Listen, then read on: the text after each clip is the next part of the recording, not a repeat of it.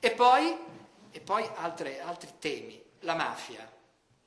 Allora, la mafia non è più di moda, quindi non bisogna più dire la parola mafia. Allora, diciamola in un'altra maniera. In un quarto del paese non c'è libero mercato. Questo vuol dire mafia, perché se tu vuoi aprire un chiosco a Palermo o vuoi fare un appalto pubblico, insomma, qualunque attività imprenditoriale, piccola, media o grande, tu voglia fare in un quarto del paese, non puoi farla perché c'è chi arriva subito e ti dice voglio il pizzo se vuoi fare il chiosco o aprire un negozio o vuole una partecipazione se apri un'impresa e vuole pilotare l'appalto se vuoi fare un pubblico appalto. Ora, è mai possibile? Questo in almeno un quarto del paese, almeno un quarto, perché poi voglio vedere al nord come si fanno gli appalti, ma questo è un altro discorso. Ma insomma, ora, una cosa così, cioè l'inesistenza del libero mercato in un quarto del paese, cosa che non c'è in nessun paese al mondo, è o no un problema? Dovrebbe essere sì o no la più grande delle emergenze di un paese, ma per un qualunque governo, anche di destra. Cioè il fatto che non c'è libero mercato, la destra che si appella al mercato dovrebbe dire, caspita, qui dobbiamo risolvere questo problema. Poi è difficile, poi non lo ha fatto perché forse aveva degli amici, diciamo, interessati, il governo di centrodestra. Arriva il governo di centrosinistra, almeno loro lo faranno. Avete mai sentito una parola sulla mafia? La mafia non è un problema. Prima c'era Lunardi, con Berlusconi, che diceva bisogna convivere con la mafia. Cioè, ragazzi, accontentiamoci, diamo il pizzo, facciamo gli appalti e così, non ci possiamo fare niente. L'Italia è maledetta, è fatta così, dobbiamo convivere con la mafia. Col nuovo governo nessuno dice che bisogna convivere con la mafia, ma è più ipocrita, perché convivono con la mafia di fatto senza neanche dirlo. Allora preferivo che almeno alla faccia della sincerità almeno Lunardi lo confessava.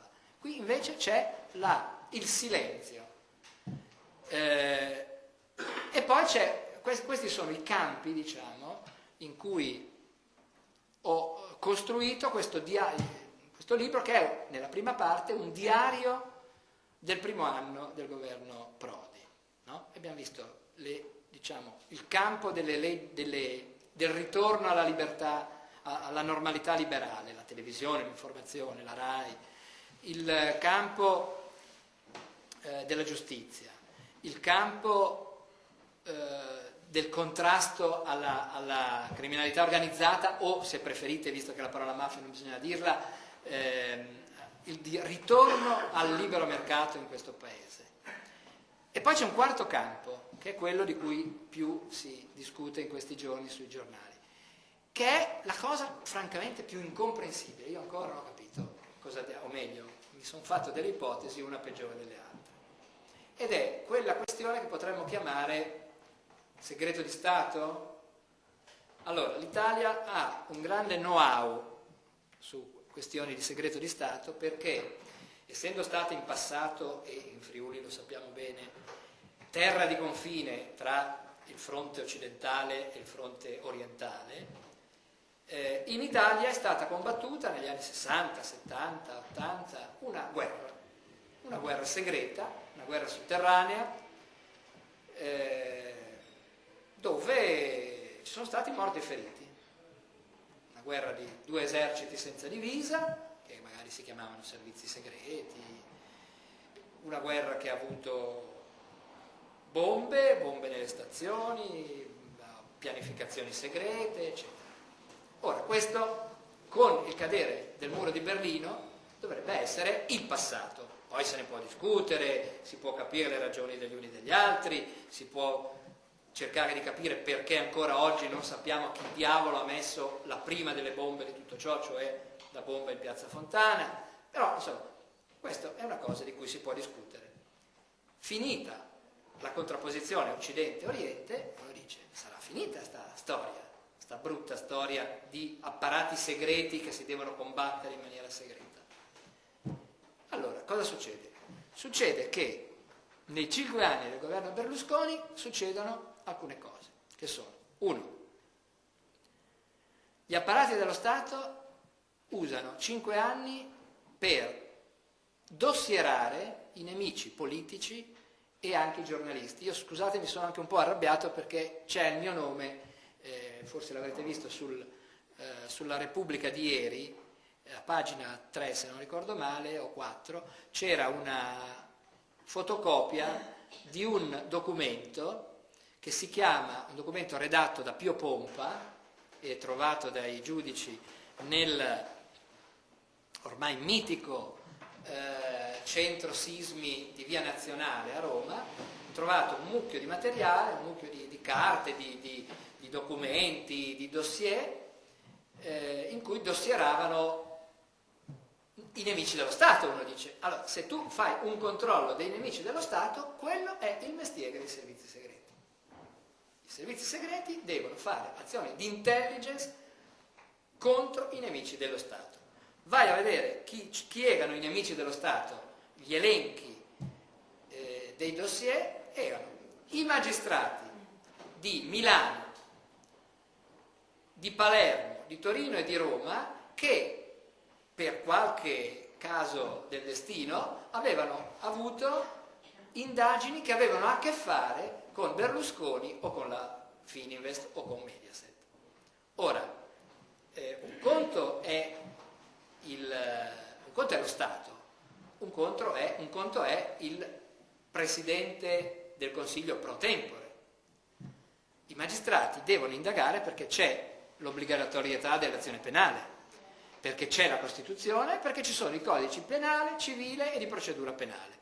Se un magistrato, seguendo queste regole, fa un'indagine, la deve fare nei confronti di chiunque, anche se questo si chiama Silvio Berlusconi. No, questo paese è vietato, perché i magistrati che stavano facendo indagini nei confronti di Silvio Berlusconi sono schedati e probabilmente anche seguiti, pedinati, intercettati, ancora non lo sappiamo, in quanto nemici da disarticolare. Termine, tra l'altro, termine disarticolare è un termine che veniva usato dalle BR, quindi diciamo poco carino vederlo usato dai servizi segreti, a meno che non fossero, uno pensa poi male, da disarticolare anche con azioni traumatiche. Cioè si ipotizza, no, azioni traumatiche nei confronti di chi? Della magistratura che, seguendo le leggi, indaga. E non c'era soltanto la magistratura, c'erano alcuni intellettuali, alcuni politici, alcuni giornalisti. Tra gli intellettuali Flores d'Arcais, colpevole di essere un oppositore di Berlusconi. Ma essere oppositore politico significa essere nemico dello Stato? Se tu fai l'opposizione dentro le leggi, tu non sei un nemico dello Stato, sei un oppositore. La democrazia è fatta di una maggioranza e di un'opposizione. C'è chi governa e chi si oppone al governo. Se entrambi stanno dentro le regole della Costituzione, dei codici, dov'è il problema? I nemici dello Stato, tra l'altro il Sismi si dovrebbe occupare di tutt'altro, di terrorismo internazionale. È il servizio segreto militare e ha per competenza quella di occuparsi dell'estero, del controspionaggio all'estero e semmai degli attacchi che dall'estero o dal terrorismo internazionale vengono in Italia. Non c'entra nulla Flores d'Arcais, non c'entrano nulla neanche i giornalisti che sarebbero stati al centro, ho letto, tra cui mi sono trovato anch'io e francamente mi fa ridere, al centro di un network telematico di disarticolazione. Io non sapevo di essere né in un network né di essere poi tanto telematico. Ho un sito che si chiama Società Civile e questo mi sono trovato il sito societacivile.it indicato dal Sismi in un dossier come uno dei siti che insieme a quelli di Flores, manipulite.it, 100 movimenti, cioè gente che non aveva neanche una lira per fare un giornale e fa dei siti proprio perché non ha soldi per fare i giornali, siti che facevano, in realtà cosa facevano? Pubblicavano le cose dei girotondi. Questa è stata la grande colpa di Società Civile, di essere diciamo, gli organizzatori o comunque quelli che tenevano un po' le fila del movimento dei girotondi.